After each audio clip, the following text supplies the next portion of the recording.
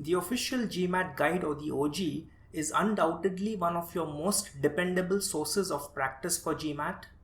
But when you refer to this book, do you simply just solve all the questions given, or can you do much more with it?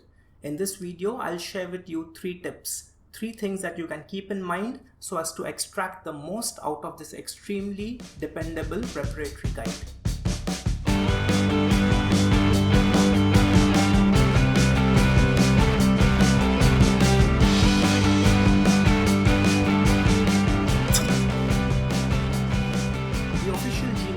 Contains approximately 900 to 1000 practice questions depending on which edition you have.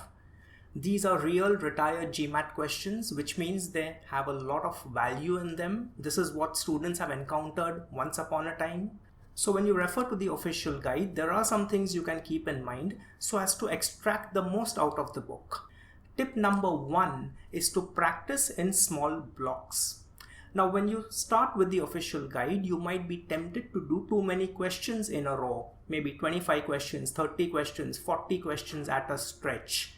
While this might seem harmless, you have to understand that at the end of this entire process, which is likely to take you over an hour or so, you will not recall what ran through your mind when you marked answers to earlier questions.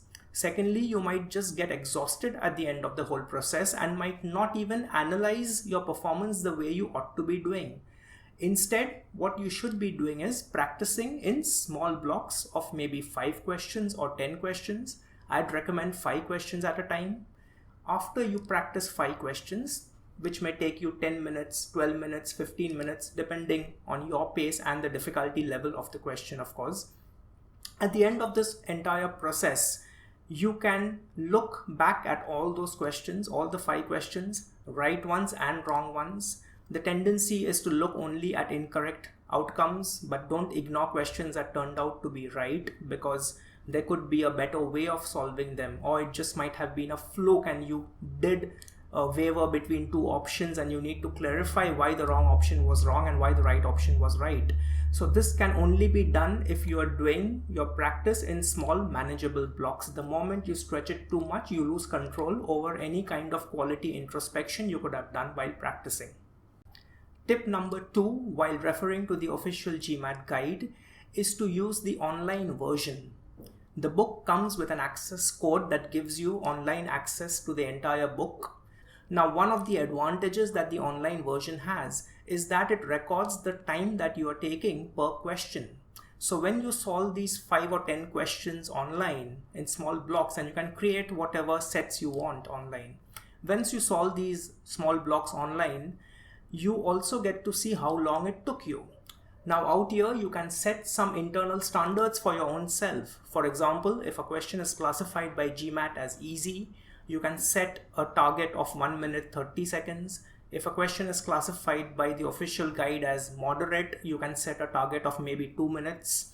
And if a question is classified as hard, you can set a target of maybe 2.5 to 3 minutes. What you can now do is that once you have finished each exercise, you can even review the timing that it's taking you per question.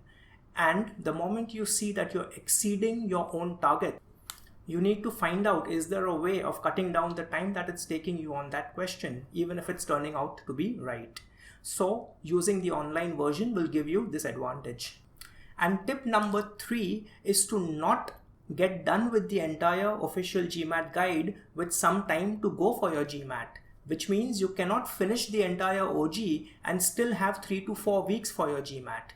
Now, if this happens, you will realize that you do not have reliable quality practice material available in that crucial period where you actually want to practice something very dependable, and chances are that you just might end up referring to material that is either not relevant to GMAT or comes from an unreliable source. Now, this is a very dangerous thing to do in the crucial last 3 to 4 week period. So what you can do instead is you can keep approximately the top 25 to 30% of the OG questions for later. Now, these are also going to be the hard questions, which means that in the countdown to your GMAT, after all the prep that you have done, you are actually also attempting hard GMAT questions. It's giving you good practice. It's allowing you to test whether you have understood your concepts well. It's allowing you to check what is it that's still troubling you. And along with the full length mock GMATs that you're doing at that time, covering the top 25 to 30% of the OG is an extremely good idea and pays rich dividends. So I hope you found these tips useful and that you'll be able to apply them to your GMAT preparation soon. If you have any questions or suggestions, please feel free to post them in the comments below. And if you're new to this channel, consider subscribing. That way you'll be notified every time we upload new videos.